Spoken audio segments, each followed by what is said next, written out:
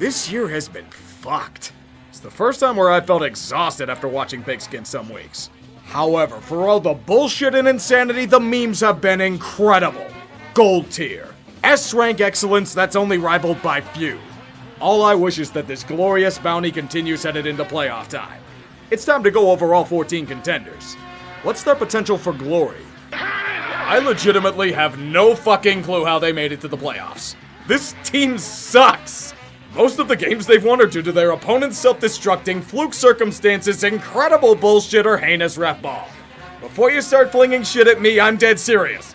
This team should not be here. Every new rule in the NFL has benefited the Steelers this season. Pittsburgh will not fucking die. They're begging for death as they wander the abyss. Every game is absolute agony with an offense so flaccid and shriveled the appendage is about to break off. If that isn't enough, you'll get to see the worst run defense this team has featured in decades. Logic should point to them being bodied in the early game. But the Steelers threw all of their attribute points into the luck category. The cockroach will somehow fall headfirst into success because the NFL will rig it for them and nothing makes any sense. Captain Fatfuck may be dragged as his body's disintegrating into ash, but as the Lord is my witness, he will be carried by TJ Watt and company to his grave. Yes, this team should be getting ass blasted by Kansas City, and it's probably the worst case scenario for them, but have you considered that the Steelers are going to the Super Bowl?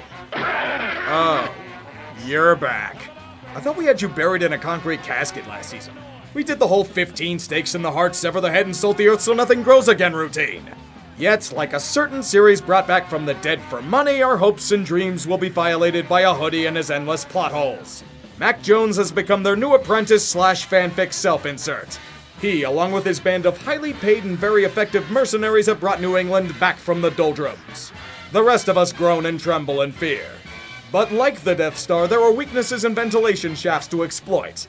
The Patriots' offense has been sluggish for the past month. They've lacked the discipline to execute their opponents. Mac Jones has been looking more and more like a rookie. Don't ask them to play from behind either. They're not a fan of anal. This is not to dismiss them, you never count out the hoodie. But we know what to do, like with any other upstart wildcard team. Finish them off. The gods will hopefully not have fluke weather circumstances aid them this time around. Help us, Buffalo. You're our only hope. Even if they don't win a game, can we just take a moment to appreciate what an impressive story this season has been for the Raiders? All of the shit that's been flung at them.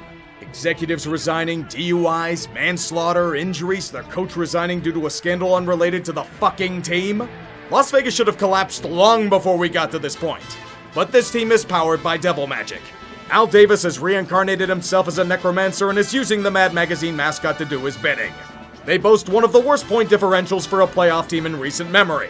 Yet whatever the 46-0 slaughters they suffer, Daniel Carlson will hit winning kick after winning kick. Like the Steelers, they've got nothing to lose. Regardless of discipline issues, they're going to pull out endless amounts of bullshit because they have the divine blessing of both gods and demons. John Madden smiling from above. Kenny Stabler and Lyle Alzado terrorizing opponents in hell. The almighty coin has guided them this far, but it does not have any knowledge of their playoff fortunes. That will be up for the Raiders to decide. And them alone. Scholars already know we're in the book of Genesis. Didn't you know one of the plagues that infested Egypt was that of the Bengals winning the AFC North?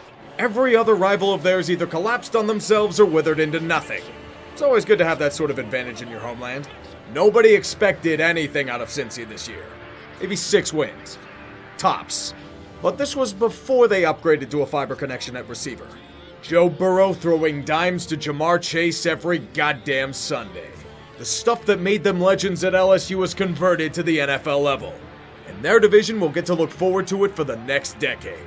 Cincinnati has been broken since the wildcard game of self-destruction, but their hopes and dreams have been revived like a phoenix rising from Pac-Man's ashes. The secondary gives up a shit ton of passing yards, but with such an offense, they can gun it like no tomorrow. Only one thing stands in their way. The curse. They haven't won a playoff game in over 30 years. Can it be overcome? Or will the Raiders find a way to fuck them over again? It won't sting that much if they lose this time. Will it? Consider this team as a legitimate Super Bowl contender at the start of the year. Not to say they're a bad team these days, they can still make noise in the right circumstances. However, now that the wrapping paper has been removed and its sheen has lost its luster, many glaring flaws are bubbling to Buffalo's surface. Their offense is the epitome of one-dimensional. Take a look at the key players of each area of operation. Their passing game is led by Josh Allen. Their running game is mainly the rumbling might of Josh Allen. Interior line blocking? Probably Josh Allen. He's the only thing standing in the way between relevance and being as fucked as they were for the last 20 years. I swear they use him so often they're gonna get him killed someday. Hopefully that doesn't happen like it did to Tre'Davious White this season. Losing him is going to be a death blow against some of these passing teams. It might not be your year, boys. Don't tell them that, though. They'll send Josh Allen to bulldoze you if you even consider it. The world was a much better place when the Chiefs were struggling to get anything going in September and October.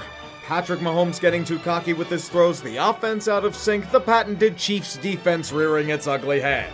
All of us were planning the inevitable TikTok video dancing on their grave. But then Kansas City managed to adjust and correct their mistakes. Moving Chris Jones to the interior defensive line has made the Chiefs' defense significantly stronger. The offense, while still feast or famine, has the ability to put up points in bunches. How couldn't you with Mahomes slinging it as effectively as he does?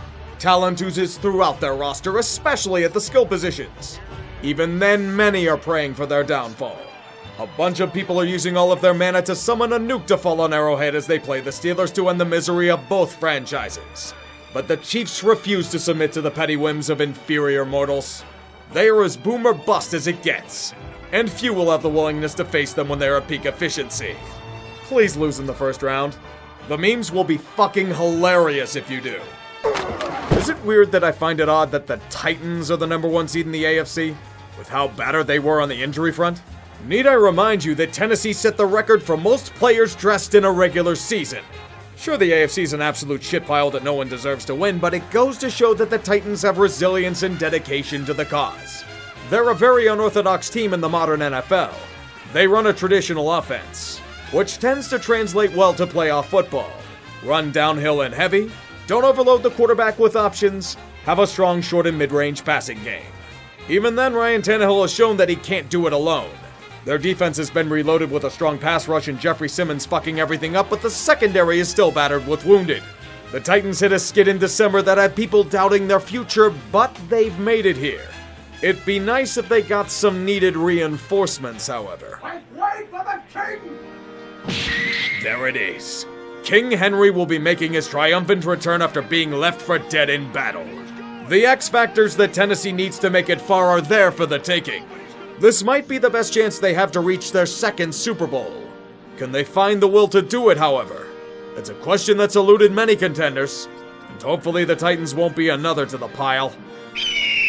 Quite the turnaround for how awful last year was, isn't it? You go from Howie Roseman about to be Franz Ferdinanded outside Independence Hall to him escaping hell with a series of bribes. Nothing makes a team look better than they should be than by a paper soft schedule to pad the win column. Must be nice to play nobody but the Giants, Redskins, and Jets for most of your victories. It's not to say that the Eagles are pure trash. Their running game is relentless, which includes Jordan Howard returning from the Bermuda Triangle to make an impact. The thing that might stop them from relevance? Jalen Hurts' arm. His deep ball is the equivalent of roughly 30 yards. Perhaps we can convert it to meters and he'll barely look a little better. They have no expectations, and those are the deadliest teams to face. Now, who am I kidding? Tampa Bay's gonna lay the hammer down and the Eagles die. They probably are, but it's still a good sign for the future. No Philly Howie Roseman will not be fired. He will last there until the end of time itself. I was worried what was gonna happen to the Niners if they missed the playoffs. Kyle Shanahan was on one really boiling seat in the middle of the season, even if injuries did a number on them again. However, they revived. A few things aid them in their quest for revenge against the football gods. First, an outstanding defense. Losing Robert Saleh hasn't caused them to skip a beat. It's a group that boasts a relentless pass rush and strong middle linebacker play. The offense is flush with weapons. A strong offensive line has allowed the running game to thrive. Whether it's by catch, run, or pass, Deebo Samuel is becoming a game changer right in front of our very eyes. Jimmy Garoppolo isn't pretty under center sometimes, but he does enough to win football games. It's great news for San Fran in, let's call them, other off-season centric ways. I've been bullish on this team this season, and while they haven't achieved their full form, they honestly could knock down a contender or two if things line up properly. San Francisco really has nothing to lose. They're waiting for Trey Lance to warm up his laser cannon to wipe out the field of play. Too bad this is a turn-based strategy game. The Niners will have to wait a bit longer. What a difference a few months makes.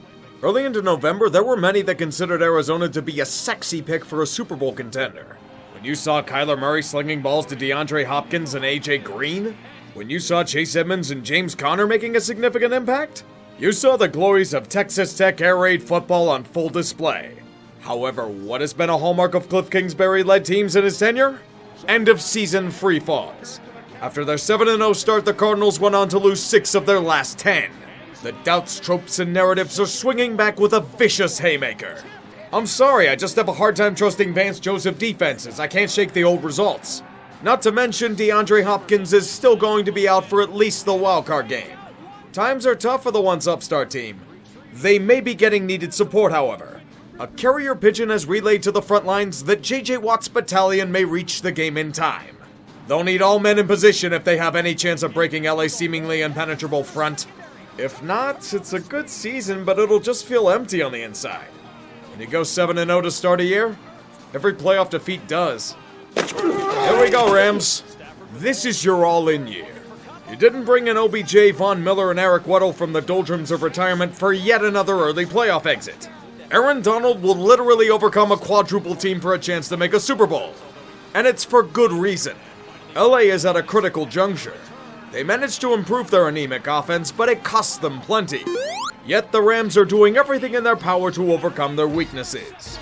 Cam Akers overcame all common logic and sports science to return from a torn Achilles he suffered in the summer. Van Jefferson is emerging as a legit weapon to go with Cooper Kupp and OBJ. Andrew Whitworth is still kicking ass at 40. However, the main question this season is the man behind center. Matthew Stafford supporters have long argued that if he had a team around him, he could unlock the greatness he has tantalized. There are times where he will find a confidence he had never shown in Detroit, but then he'd fall right back into those traps he stepped into over there. This is his chance to overcome the narratives. Who will emerge? Matt Stafford or Stat Padford? The Rams have been waiting all year for this moment, and there will be no excuses if they come short again. That shrine they built wasn't just for opposing fans to celebrate in. Failure results in catastrophe. Figuratively and literally. Should have built more fallout shelters. The arrogance of Dallas Cowboys fans have reached radioactive levels not seen in years. We should have heeded their warnings. They said all they needed was Dak to come back and they'd be back at the top. We laughed at them. Little did we all know that using that missing piece unlocked horrors beyond our wildest nightmares. The Cowboys became legit again. The offense is a power unlike any other. Not just with Dak, but with a two-headed monster at running back and wideouts oozing with talent. God help those that have to go up against their revived defense. Against Micah Parsons wrecking everything in sight, with Trayvon Diggs intercepting nearly every pass that goes his way, when he's not getting blown off the ball in coverage. Even Mike McCarthy, with his tremendous powers of being carried by elite talent to relevance, will relish in this wonderful opportunity.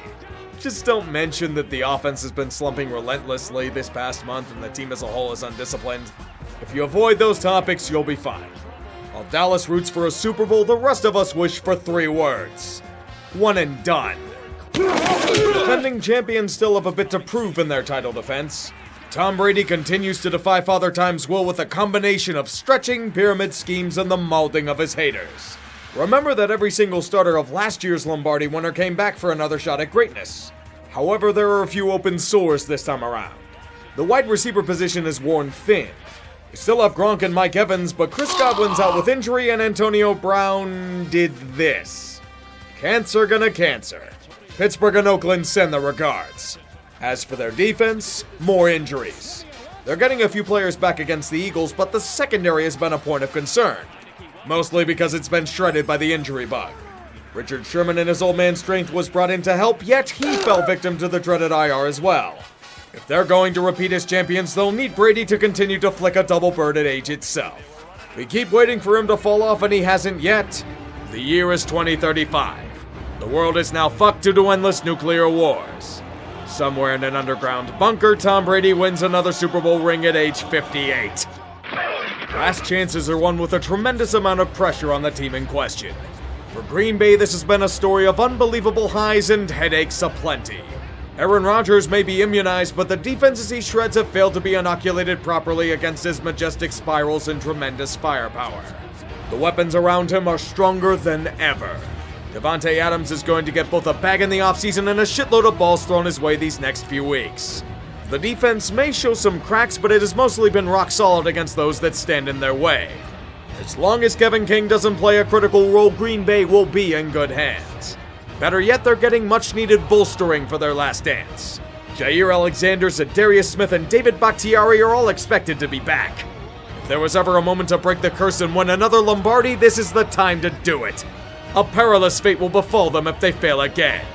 An era may come crashing down. Key free agents leaving the team en masse. Incredible laughter from the rest of the NFL world. There's a lot of smoke going around about Aaron Rodgers boycotting the Super Bowl, but it's all bullshit.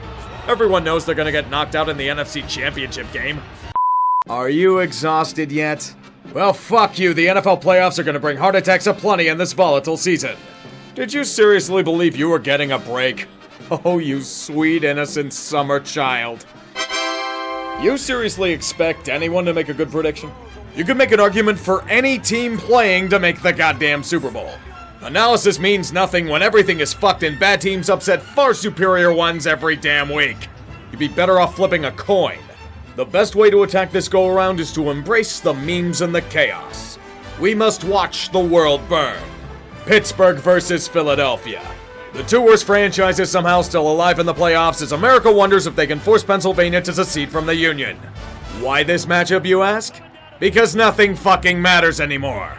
Everybody is fucking shit this year. And we'll somehow still watch NFL football because our lives are empty and void of anything notable. Sucks to suck. And Jacksonville with a 10-3 advantage on the Colts. Steelers lead Baltimore. A couple of scores will all be updated at the half. Interesting formation. I mean, really, you're at the 4-yard line, and you don't feel comfortable enough in your offense to be able to run a traditional play.